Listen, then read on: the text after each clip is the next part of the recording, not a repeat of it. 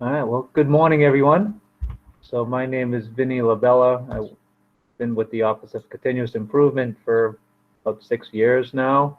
I serve as a senior lead coach and have purview over the employee engagement programs, including Lunch and Learn, which we're doing today, and Javier is the program manager. So welcome. Probably many of you have met me or heard me do something like this. Others may not.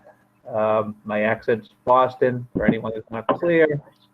You get demerits if you say I'm from New York. So we're going to talk about one-on-one coaching roles and responsibilities today. So I wonder if in the chat you guys can just, who's here, if you're here less than 2 years, can you just put that in the chat? 2 years, 2 years, 2 years or less? Just wondering.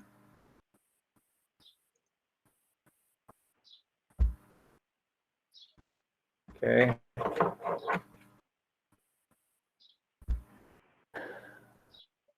Year, 2 years, 1.5. Making me do math. Okay. If you haven't responded, I'm going to assume you've worked here longer than that. Yeah, Deanna, I know you've been here longer than 2 years. All right. Well, great. Edmund. Just trying to get a sense because we've offered lots of workshops. We've done training with leaders at different places about one-on-one coaching. And we hope and expect that people get exposed to our one-on-one coaching standard work in the process and meetings through their onboarding and through their leader, no matter how long they've been here, but just trying to get a sense. So I appreciate that.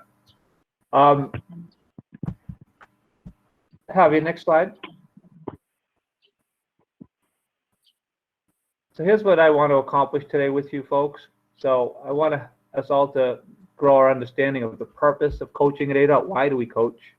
And then the particular specific roles of the coach, which is the supervisor, and of the coachee, if you let me use that term, which is the team member or the person receiving coaching. And as a backdrop, I want to tell you at the leader meetings that we're having every month, this is the, I think the 120, 130 leaders are invited, including the executive team, once a month, and we're focusing on different topics related to leadership. We just finished talking about one-on-one coaching, so this is a very prevalent and current topic. So we focused a lot with the leadership on the ability to increase our ability to ask effective questions. So just know that as a backdrop, and we will get to that as well. But we're going to focus on the roles and then lead into that, if that makes sense for you folks. So hopefully that works. Next slide, Javier. Okay, now in the chat, I want to ask a question, please. You guys did really well with the chat. Tell me what you think the purpose of coaching is at ADOT. Primary purpose.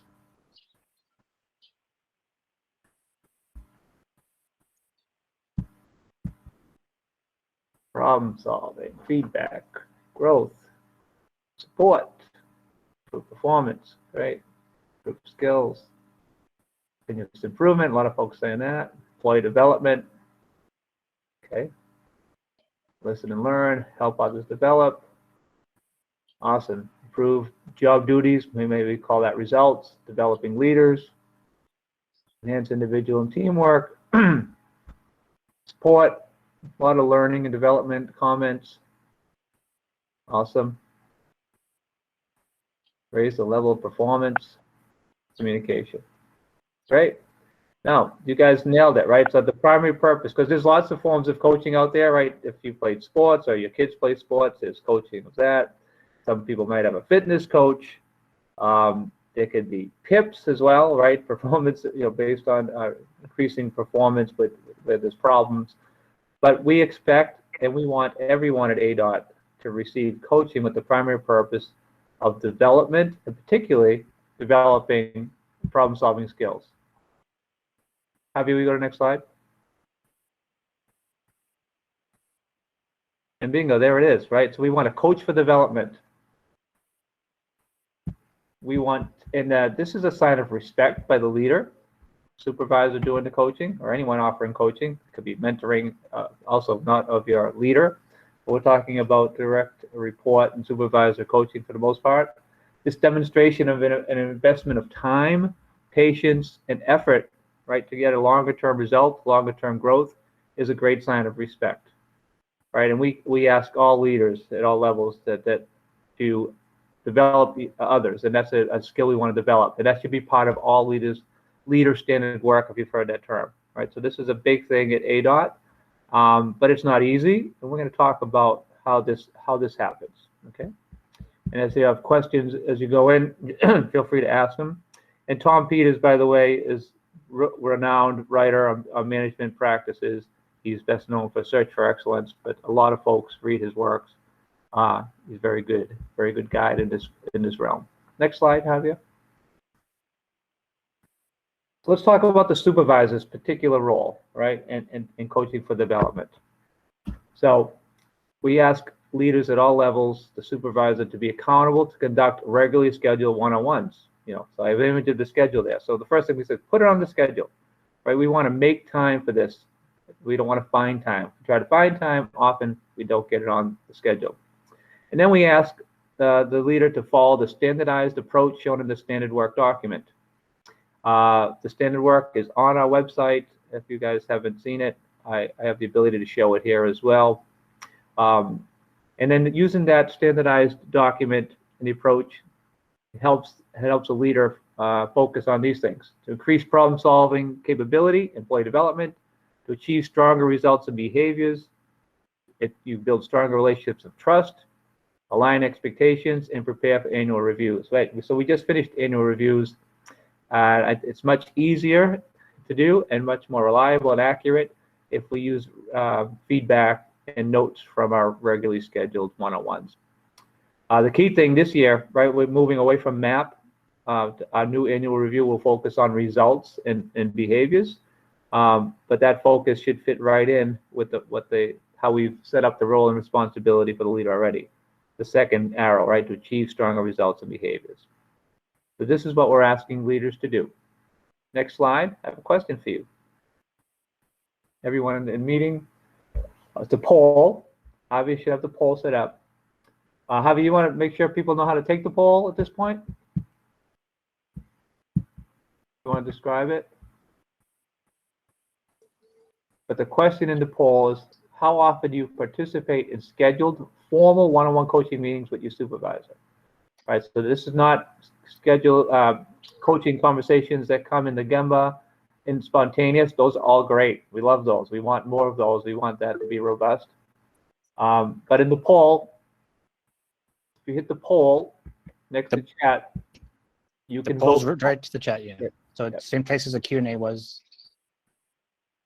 You should be able to see it. There's about 49 votes in so far. There's 5 options, right? So you either if you do not participate, say that. If you just meet once for the annual review, or it's closer to, twice a month, bi-weekly, monthly, or quarterly. Closest, we'll gather some data.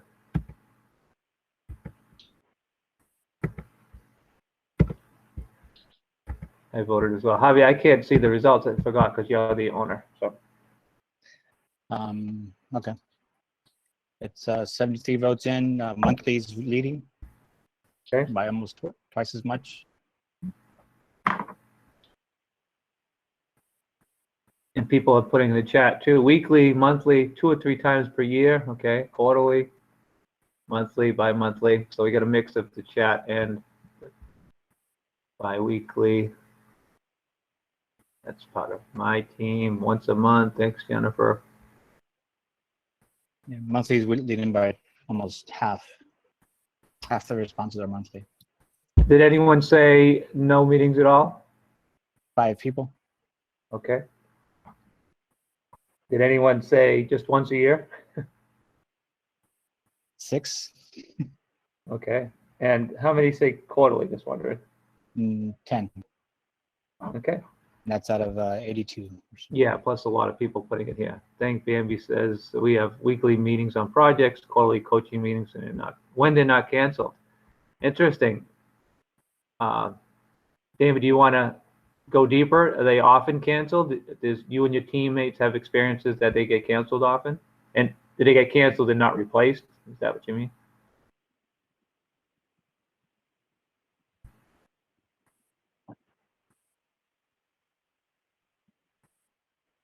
All right, Brandy wants to chat. Okay. Feel free, raise your hand, have you watch for it. So this is interesting, right? Thank you for that. So we've launched the coaching standard work and this expectation. It's going on 3 years. I mean, we've always had coaching, but we standardized this approach and had workshops and training. And while, you know, it doesn't bring me joy to know that 5 people aren't getting coaching at all, and then some people are getting it just a yearly review. I think anecdotally, this is great improvement since the last time maybe we've asked in this forum that most people are meeting much more than the minimum standard of quarterly. People are meeting monthly and even bi-weekly, which is awesome. So next slide, Javier.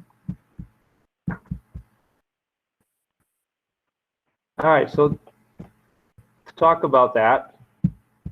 So what do we have in place to try to get these meetings up and about and make them robust? So here's what do we ask the supervisor to do once he puts them on, or she puts them on the schedule, facilitate the meeting and the discussion. There's 3 cornerstones. Be prepared for the meeting. As my key shows, preparation is the key. And we're going to talk about that as we move forward. We ask the supervisor to demonstrate the critical coaching behaviors, show humility, show courage, show respect. And respect is shown in a lot of ways by having the meeting and dedicating the time to try to develop someone is respect. Not admitting you don't have all the answers, admitting we have struggles, ways to show humility and courage. And then use humble inquiry, which is the art of asking more than telling. And we're going to talk about that a lot. But so we want people to have the meetings, and then these are the cornerstones to have effective meetings to achieve coaching for development, which we talked about. Next slide, Javier. So we talked about the supervisor role, right? Now, what do you think the team member's role, or the person getting the coaching? What's your responsibility regarding coaching meetings? Keep in mind, even if you're a supervisor, I'm a supervisor and I have the responsibility to provide coaching, but I am getting coaching as well, right? All of us have a chain of command. So everyone, probably even Director Alakowski, maybe from the governor, but other than the Director Alakowski, everyone should be getting coaching. So what is our role when we're the coachee? Please put in the chat.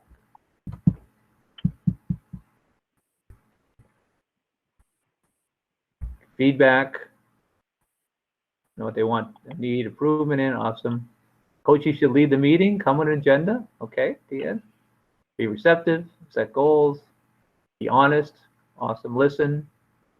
Communicate your needs. Be prepared. Listen and make changes. Good stuff. Feedback, two-way communication. My friend Lynn says to listen and ask questions. Be transparent. Be open to feedback. Hey, you guys are nailing it, right? Great understanding. Make them better. Awesome. Yep. Open-minded, open to feedback. By documentation. Maybe Laurie, if we're speak with data, another way to say that. Have ideas ready, Jason. Yes, participate. And Ed, maybe be present, right? As another when you participate, to be present. All of the above, Denise says. Rebecca, if they disagree with something, they should come in a documented plan and analysis that shows their ideas will work better.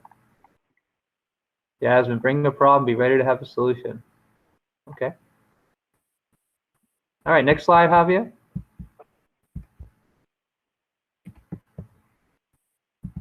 All right, so here's what you guys nailed this stuff. Here's what I put on the slide for us to talk about. So the team member should embrace the opportunity to learn. I've heard that from many of you. Prepare for the meetings as well, right? So there's something in common, right? And we're going to talk about that very shortly. We say the leader, the supervisor should prepare for the meeting. Yep. Have you go back? And we say the team member, coachee, wrong way, to prepare for the meetings. Awesome. Be honest and open to feedback. I heard many of you say that in the chat. Be actively engaged in the coaching process. I've heard that. You guys said participate. Be engaged, be present, show commitment, and take responsibility and effort for learning. Have your next slide. You went too far. There you go. All right, never stop learning. As I think my friends from EBD will like that I put that on there, right? So show commitment and take responsibility and effort for learning. So this goes for coaching, but it also goes for events like this. We try to facilitate a conversation, but you're responsible for your own learning. I wrote some notes for me to remind myself and to refresh this with you, right? We learn when we reflect on our experience, not from the experience. So also be ready to reflect. I acknowledge the power of prompting reflection as opposed to telling or directing as a way of coaching. So if you're the supervisor, prompt other folks to reflect as well. It's a great way to learn. Okay, next slide. What to expect, right? So we laid this groundwork out. We said what the role and responsibility of the supervisor is, what your role is, and if we follow the structure really well, what you should expect as a team member to increase your problem-solving ability, which means practice PDCA, right? That is our problem-solving methodology, whether the problems are big or small, or team or collaborative, or yourself at your desk, right? It's plan, do, check, act, and we want to practice that and get coaching from our leader. And you should expect, because of that, you should expect to receive more questions and answers. And that's what you should want. You should want questions, not answers, because we want you to do the problem solving, not the leader.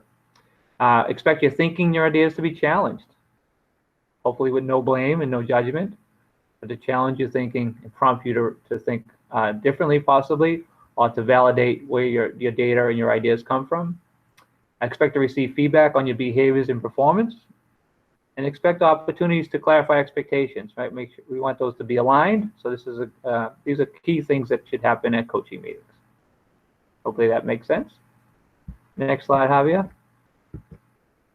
So let's talk about preparation. So we talked about what we have in common, whether you're a coach or coachee, is preparing for discussions, right? So we want to use the one-on-one coaching worksheet. Again, that's housed on our site. I'm going to show a little image in the next slide, but hopefully everyone's familiar with the one-on-one coaching worksheet.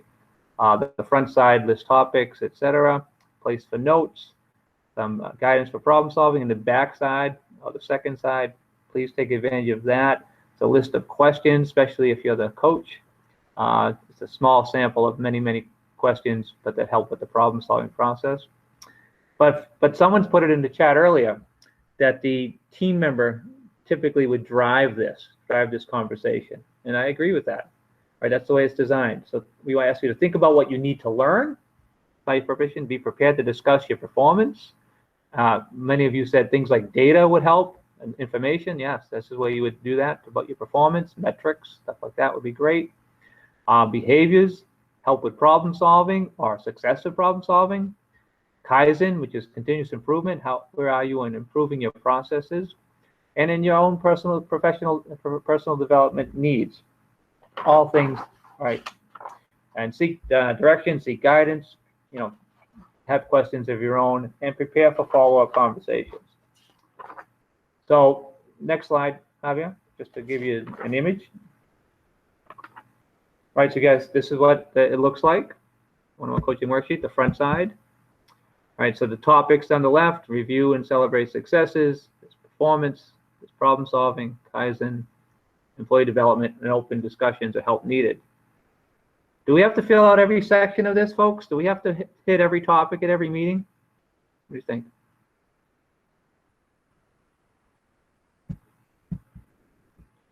Awesome. I'm glad everyone's aware of that. There was some confusion at the beginning, so it's great. Great understanding. So not every section has to be filled out. You're right. It can be, and maybe over time they will be, but not at every meeting. You don't need to do that. Should the employee and the supervisor both fill out a form? What do you think? I see many yeses. I see a no. Okay, I see some no's. So the folks who said yes, help the folks. There's a pretty good number that say no. If you want to come off chat, I'll put you, say you want to put hand in the chat and I can see it, or raise your hand. Why do you think it's important that the manager should fill one out too? I'll use the form as well. Who wants to provide an answer for that? Save a treat. The one form together. Carrie. Hey, good morning.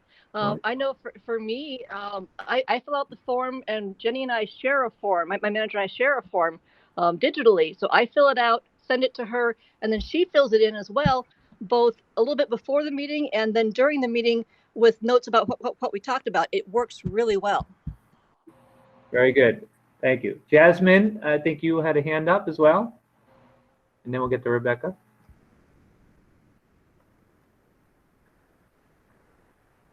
Jasmine, did you want to respond?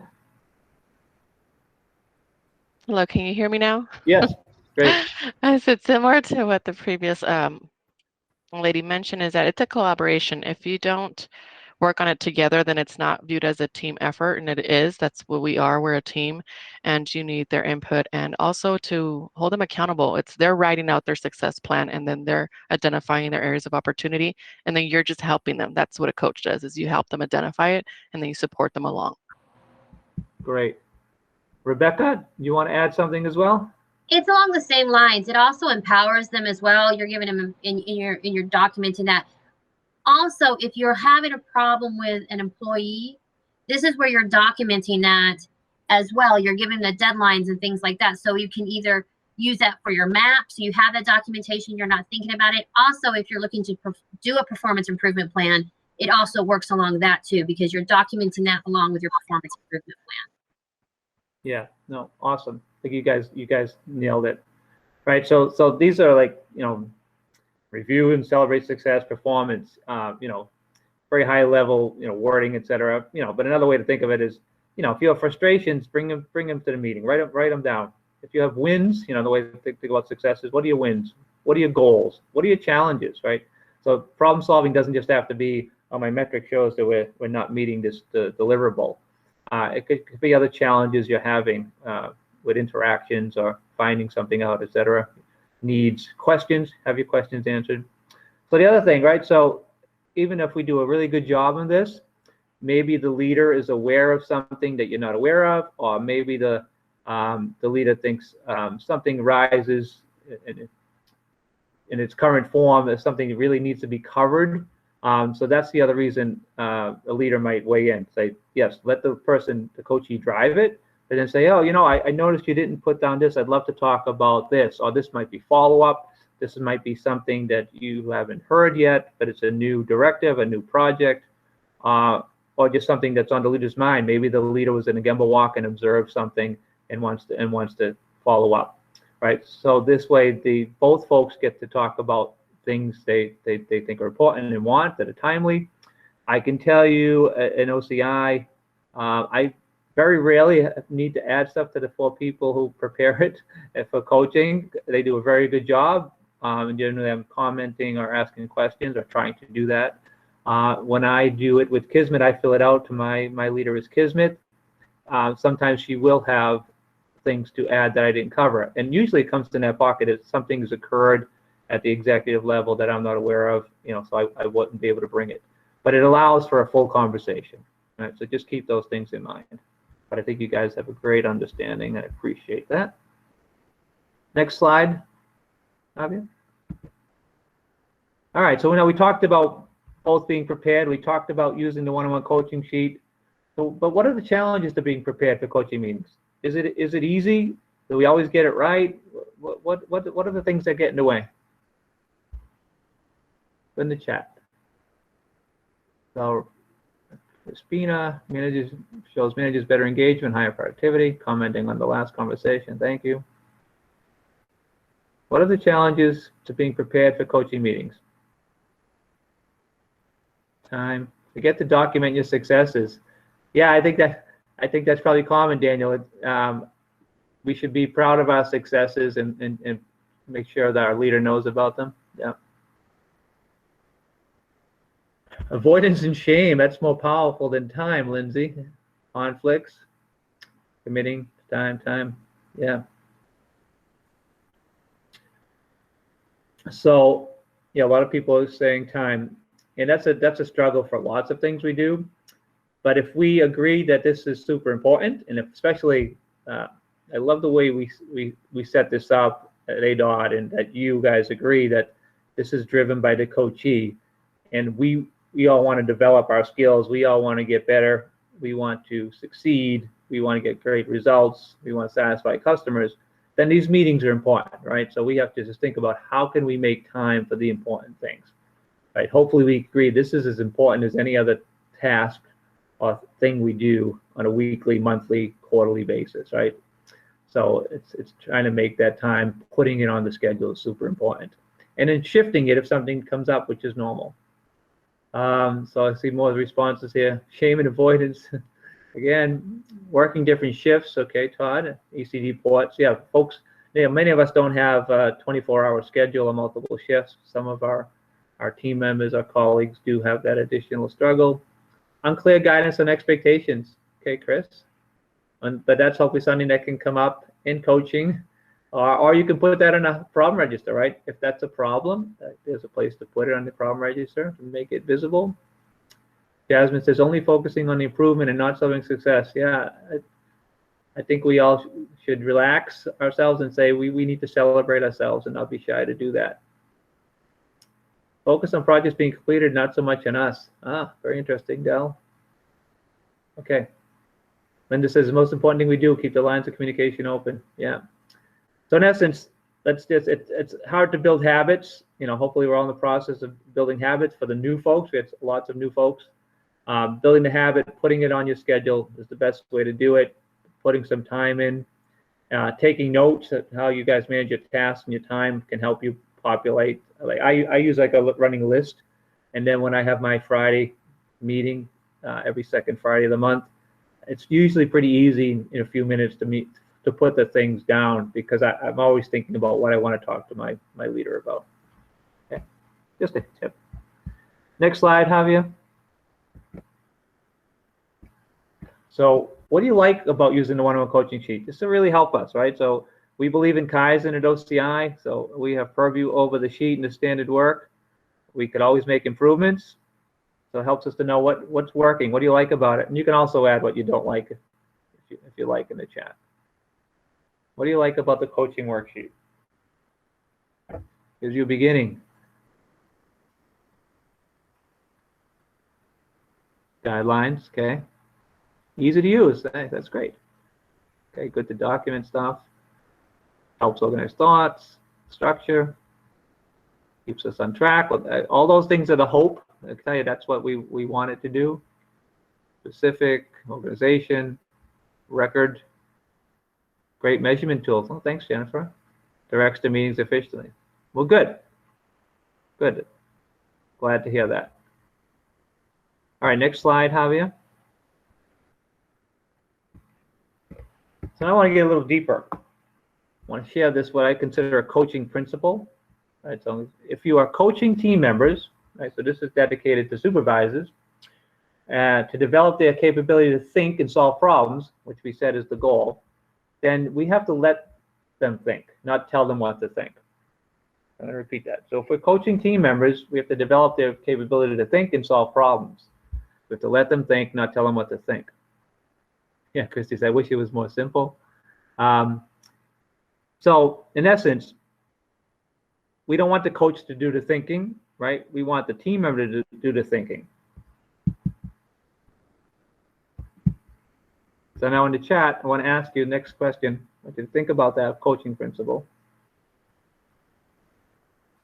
This may be difficult to do. Linda says her supervisor is very good at that, which is great. Next slide, Javier, please. So, but what are the consequences of the coach doing the thinking? So our goal is to not do that. And hopefully many of our coaching conversations don't look like the picture. But what are the consequences of the coach doing the thinking versus a team member? Coachee does not move forward. Yeah. No one learns. Employee cannot commit. Not developing. You get nothing out of conversation. Yeah, employee rely on the supervisor to do the thinking. Probably keep going back to that supervisor, right? Chills original thinking, cuts off skill level, problem solving skills. Yeah. Okay.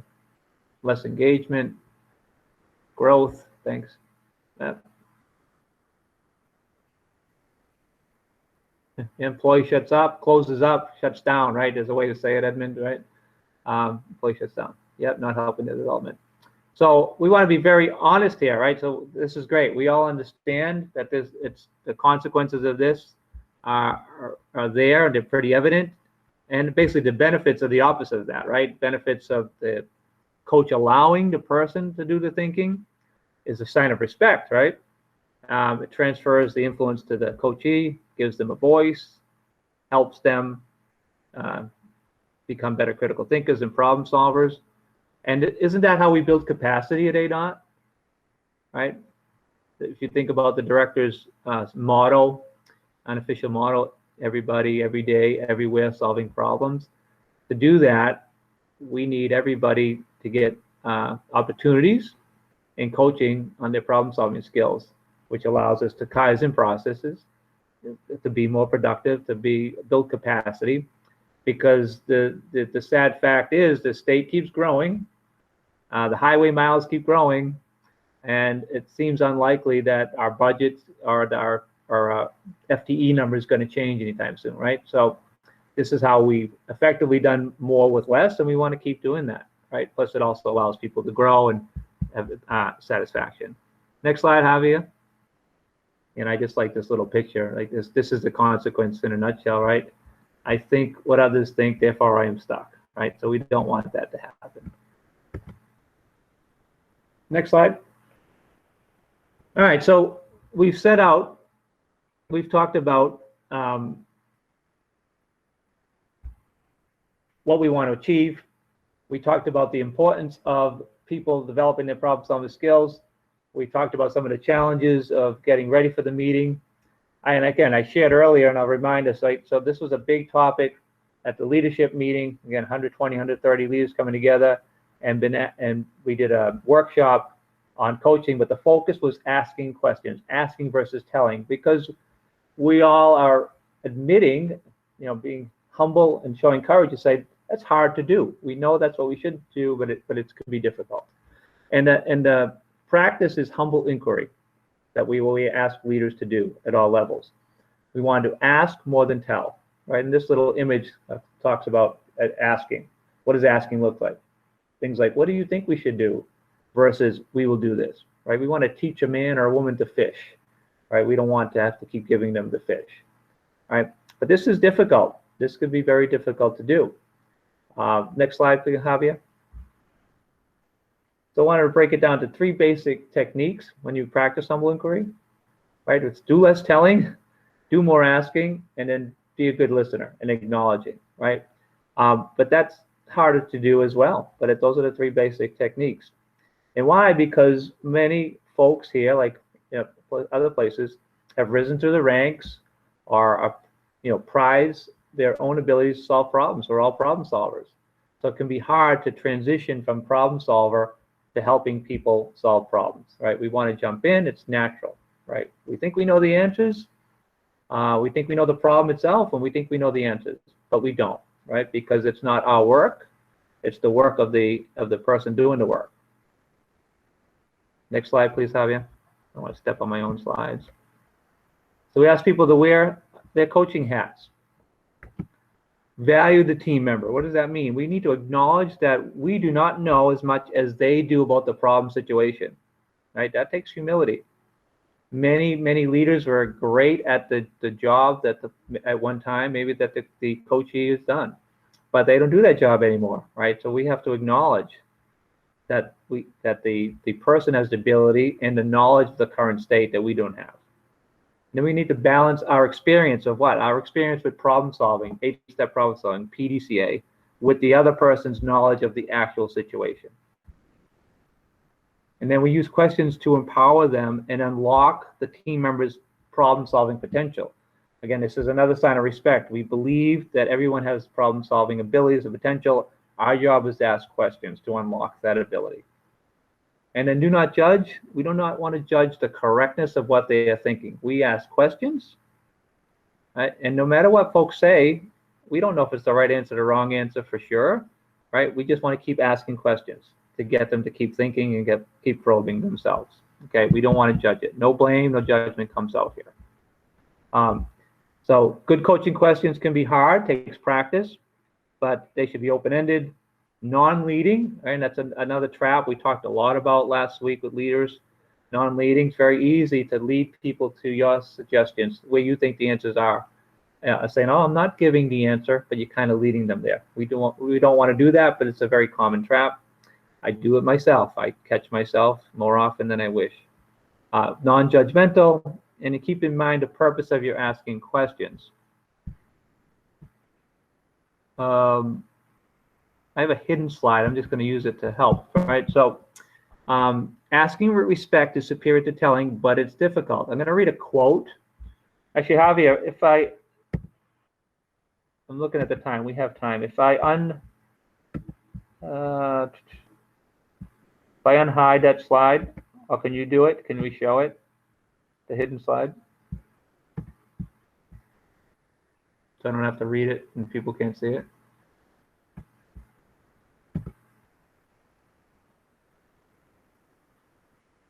Are you with me? There you go. Thank you. Okay.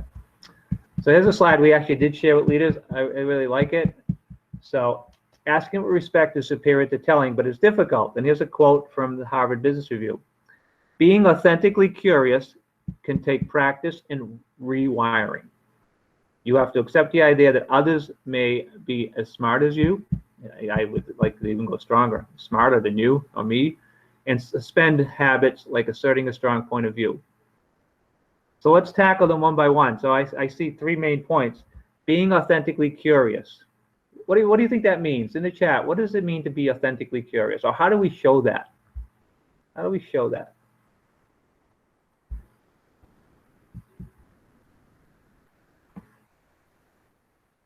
Humble inquiry, yeah. Active listening.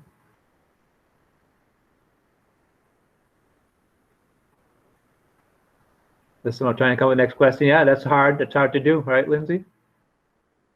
Ask to show you care, right? So certain kind of questions. Being genuine. Yeah, people will see right through it, right, if you're not. Admitting you don't know about the process, which is a way to show courage. Yeah.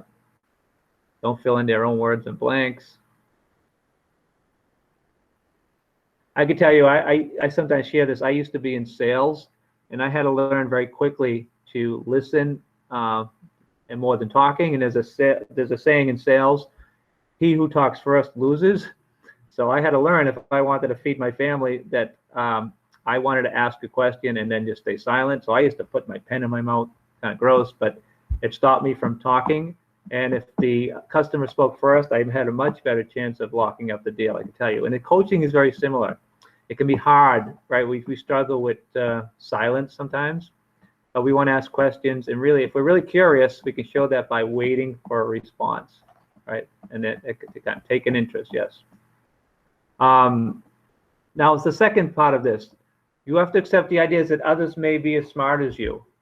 Hopefully that's not difficult, but that's ultimate respect. We talk about respect, right? Everyone, whether if the degrees are different or where they're from or how old they are, we have to believe that everyone has the problem-solving ability, right? And they may be smart as us or smarter than us, but it doesn't matter. But they have the innate ability to do this if we help them, right? And then suspend good habits like asserting a strong point of view. All right, so I don't know if you might think of your PI, et cetera. A lot of us might have strong personalities, right? And that's okay. But when we're coaching, we have to take a back seat to the development of the person. And I put this on the next slide, but don't go yet. Here's a key I took, and I want to share this with you, maybe discuss it. Focusing on the person, not the problem, is really key to humble inquiry and getting through this. Focusing on the person, not the problem. And I think that's difficult, right? Because people bring the problems, right? We even set up the form tell us your problems, tell us where we want to go. Focus on the person, not the problem. Does that make sense to you guys?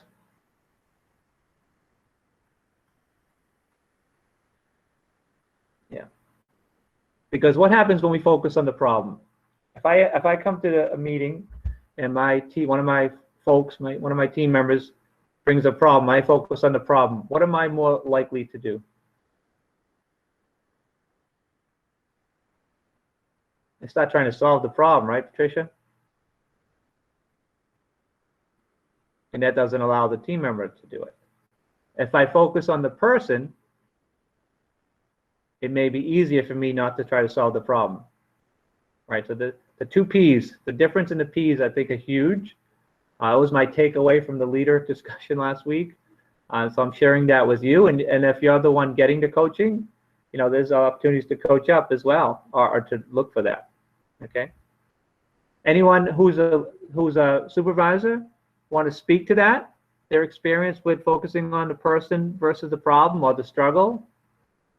Anyone want to add to that? Because I think it's a key point.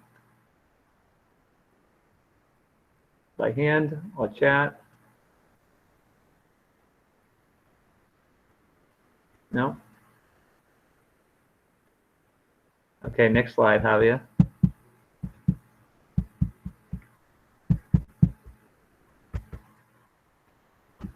So it's kind of a wrap slide, summarize all things we talked about. So we have an expectation that every leader who has someone reporting to them has this responsibility to coach for development.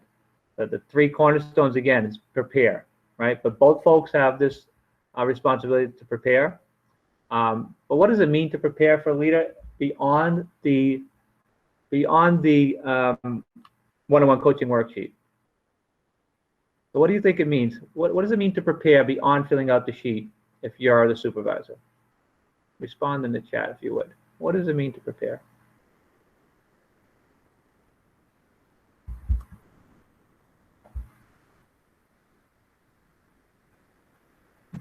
Mentally, yeah, that's I was looking for something. Yes, Gail, right? Be present, block things out, right? Shut down other things that distract you. If you're giving the person 40 minutes, 45 minutes, an hour, right? Study the issue. Yeah, have some data, have some notes, right, Lynn? Yeah, prioritize the employee. This idea of focus on the person. Yes, undivided attention. Correctly schedule. That could be right. Things come up, but yes, schedule a time. Be there. Have a clear understanding, right? The preparation.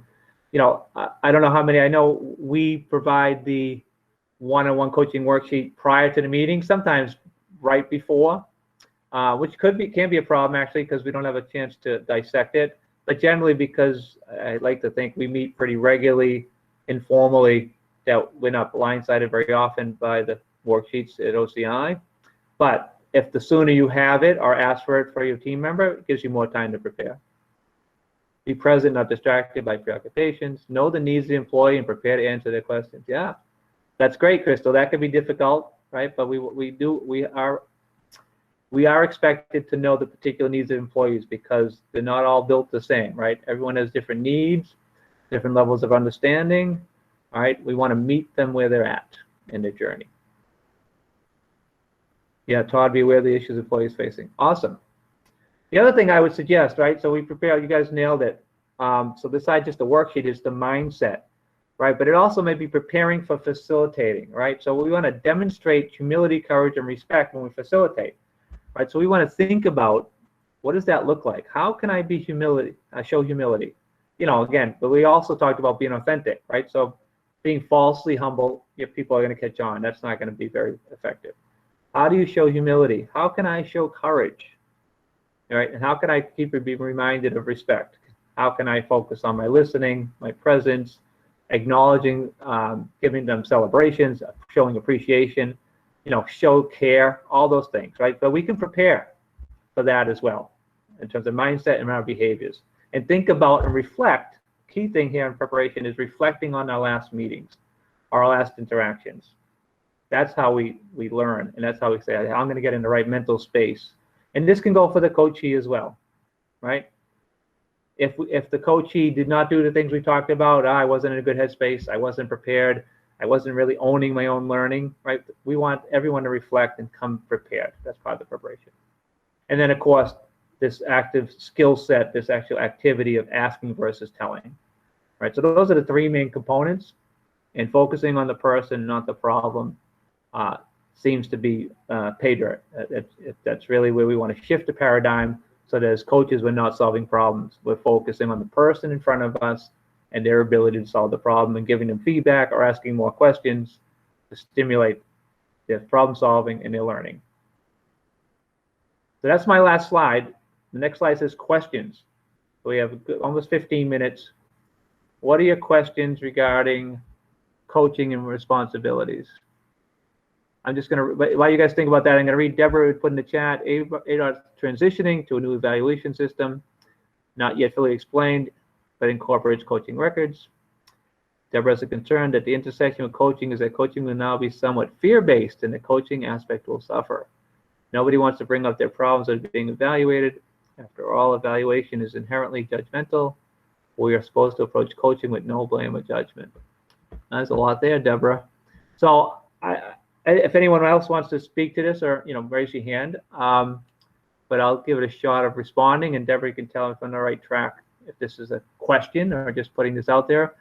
But I'd like to think that the new system shouldn't add any fear. I mean, there might already be fear in some people's the environments, and that's unfortunate. We want to get rid of that.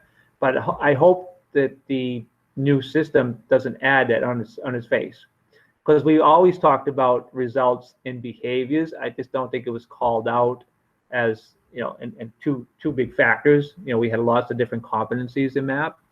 But if people are experiencing judgment and fear in MAP, they may well do it here, right? So there will be more information coming out how to do this. I know Wendy in HR is leading that charge. And if the leader is not creating a safe environment, then people are not going to share their problems. I totally agree. And that's the work of leaders with the leader standard work. And that hopefully is something those leaders are getting coached on themselves and aware of, right? But that's definitely problematic, Debbie, and a challenge. Christy says, letting the employee lead the one-on-one and come up with the goals should at least help in that regard. Just my 2 cents. Thanks, Christy. Javier, did people put Q&A? Any questions in the Q&A?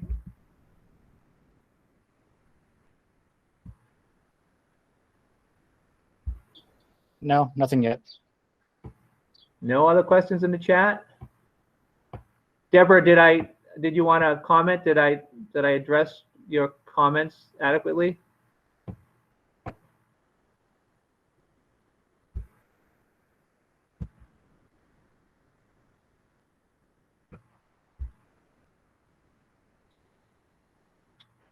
Okay, no problem. It's practice, like everything else, right? We get better at what we practice. So let me ask this question, since you guys are being quiet. I referenced the standard work. Javi, should we show the standard work? How many people have accessed or looked at the standard work document for coaching?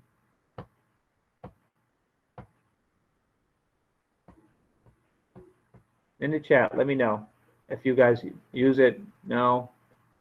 Yes, okay.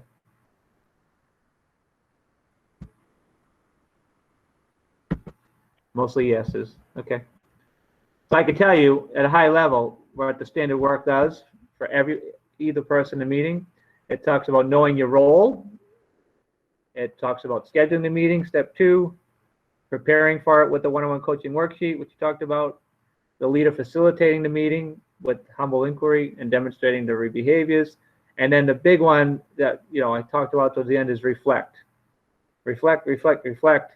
If I could speak for the director, which I'm not empowered to do, but I know he would agree. I hear him pushing this idea, or prompting, encouraging everyone to reflect as much as possible. So I feel very comfortable doing it as part of the standard work. That's how we learn.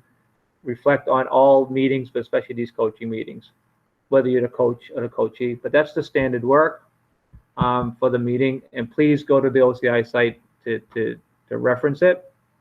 And what we didn't talk a lot about, because I wanted to keep it pretty high level, is the middle of the coaching worksheet. So if we have some downtime here, slide 12, I have, if you want to bring it back, just want to point something out. But the coaching worksheet, we talked about the topics, but the bottom, the gray box area, I'm not sure how well people are using it or understand it. Hopefully they are and understand it. But basically, it's our 8-step problem solving in the big 4 boxes. And hopefully it's guiding your conversations, right? Depending on when someone brings a problem to the meeting, to the coaching meeting, where they are. And if they haven't clarified it yet, there's some guidance there and questions on the back in the first box, how to clarify it. And it may take several meetings to move through the problem solving. It may happen in one, may happen in a couple. But once it's clarified by asking questions to have the team member clarify it, then we talk about the current state, break down the problem a bit, and that's referenced in the second box. And then we ask people to develop countermeasures. We ask them questions to prompt them to develop adequate countermeasures. And then we ask questions to see what their process is for implementing some and checking on it, right? So that those boxes reference the 8-step problem solving that we want folks to use, and hopefully that guide on the form is helping folks. Any questions on either document?